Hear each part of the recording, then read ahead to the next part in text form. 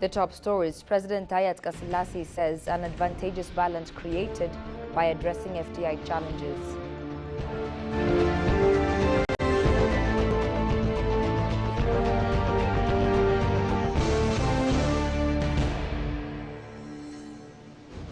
And Pakistani ambassador says renovations of Addis Ababa is offering plenty of amenities to visitors.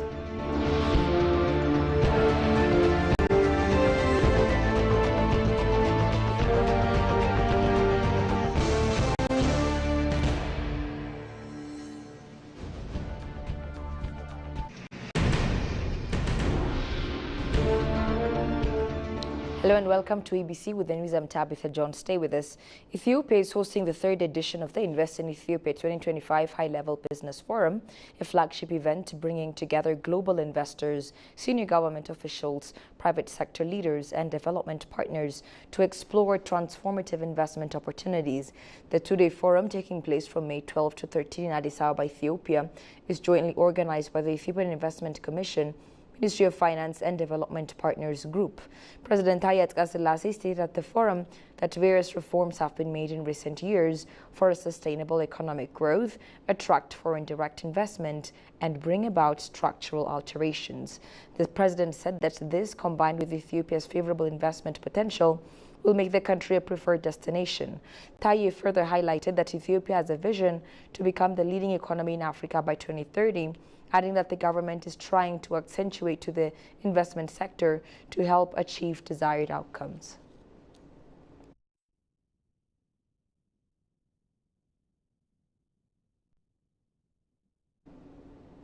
Ethiopia has been urged to broaden the reach of the Green Legacy Initiative by continuing of sharing its experience with other countries and incorporating the program into its diplomatic efforts.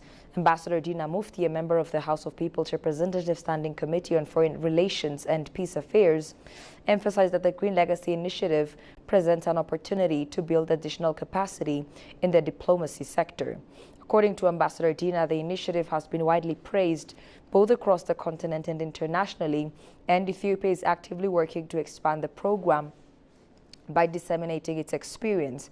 He pointed out that visiting leaders and officials from various countries have participated in planting activities and drawn lessons from Ethiopia's approach.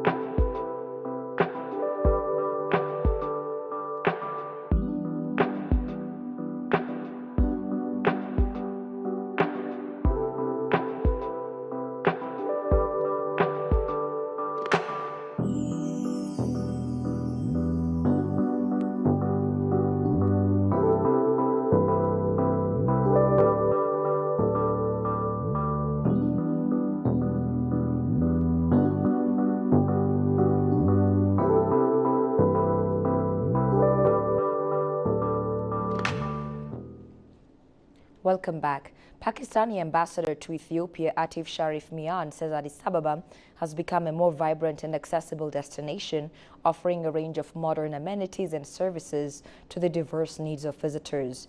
The ambassador also states that with the growing infrastructure developments, the city has seen significant improvements. Shagao Yamata has more from ENA. Addis Ababa has been undergoing a significant urban transformation made through the corridor development aiming to modernize the city over the last few years.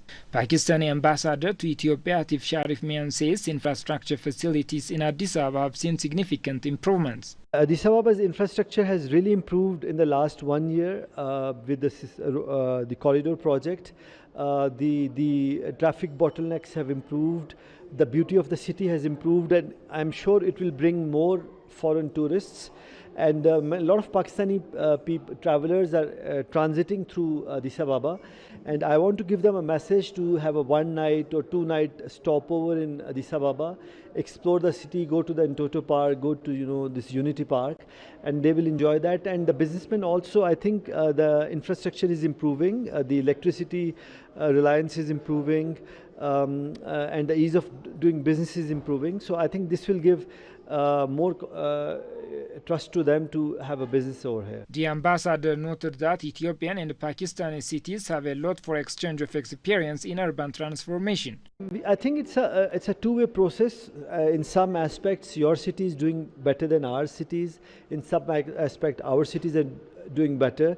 But I think traffic management could be one area, public transport could be one area, solid waste management is one area where we can share our experience, and on the other side, I think education, and civic facilities, these are the things we can share. He also commended the cleanliness, lush greenery and revenue generation systems of Addis Ababa, which could be a model practice for other cities. The good practice about Addis Ababa is that, the city has become very clean, there is a lot of greenery, and the city is raising a lot of revenue. You are generating a lot of taxes from your activity. So I think in this area, our cities are still they're lagging behind. They can learn from Addis Ababa how to be more financially autonomous and more financially self-reliant. The diplomat further emphasized that Pakistani cities and towns can learn a great deal from this model city, highlighting its potential to inspire effective strategies for urban growth and development.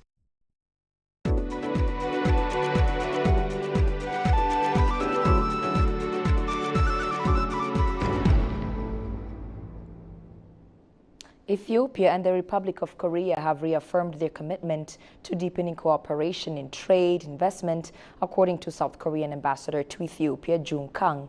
In an interview with the Ethiopian news agency, Ambassador Jung emphasized that both nations are working to enhance bilateral ties, particularly by boosting trade volume. The ambassador reiterated the two countries' resolve to further strengthen their diplomatic relationship and expand cooperation based on mutual benefit and shared interests.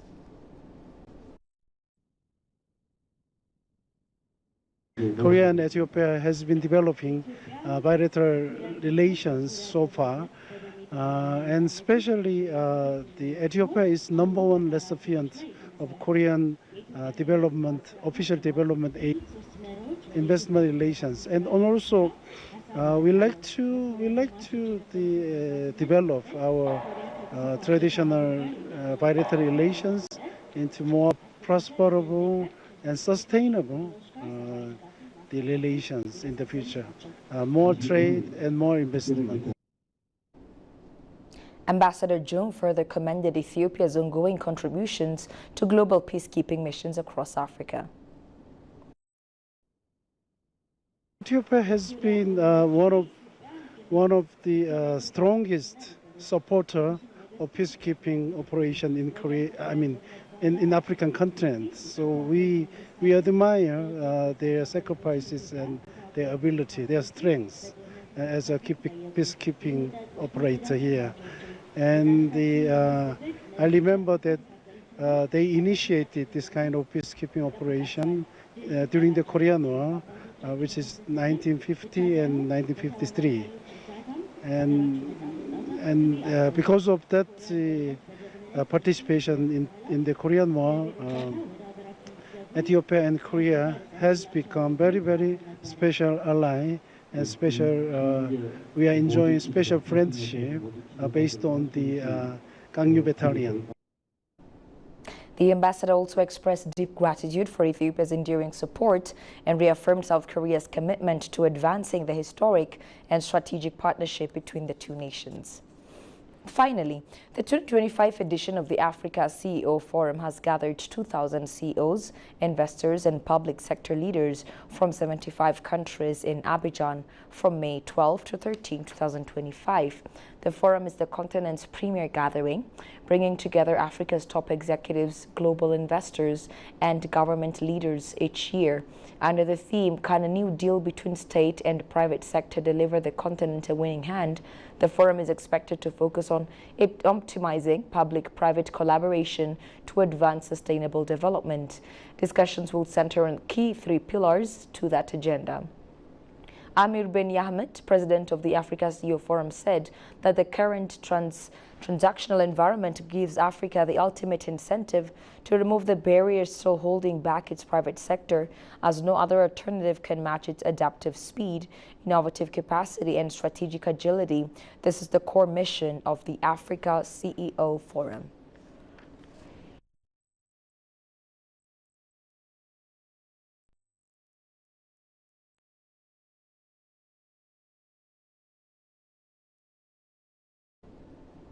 You're watching ABC. A quick reminder of the top stories. President Taye Atske-Selassie says an advantageous balance created by addressing FDI challenges.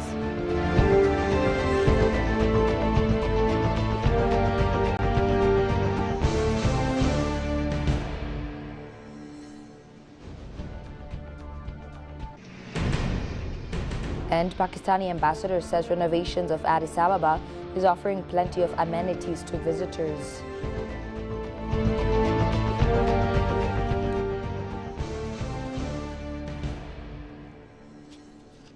That's it for now. I'm Tabitha John. Thank you for watching. Goodbye.